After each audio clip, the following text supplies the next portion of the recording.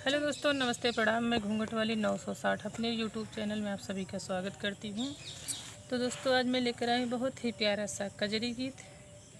कैसी लगी गीत दोस्तों, कमेंट में ज़रूर बताइएगा। गीत को पूरा सुनिएगा, चैनल को सब्सक्राइब करना।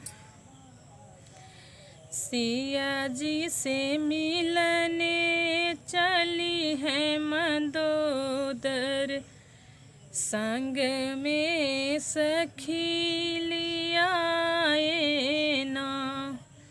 सिया जी से मिलने चली है मंदोदरी, संग में सखी लियाए ना।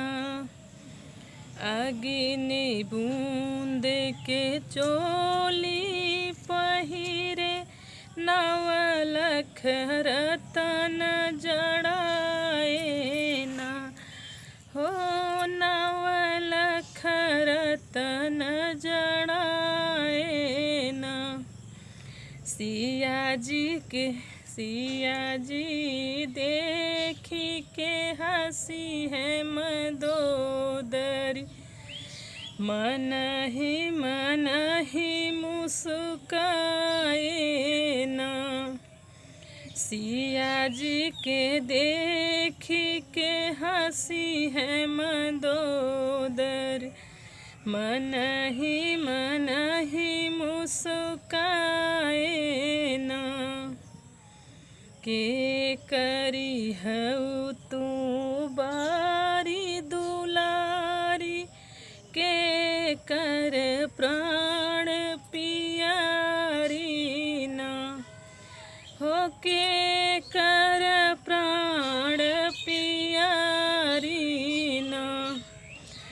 कवन करन लंका चढ़ियायु, हमसे देत्यु बताई ना। कवन करन लंका चढ़ियायु, हमसे देत्यु बताई ना।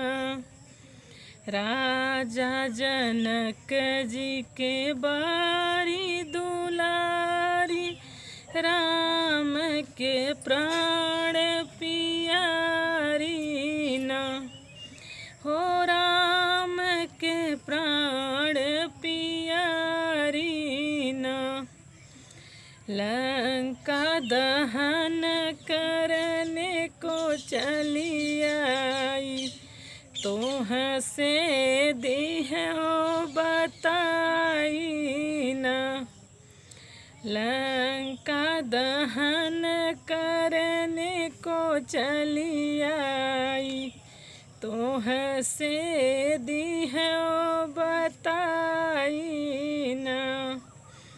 सिया जी से मिलने चली है मंदोदरी, तन में रतन जड़ाए ना।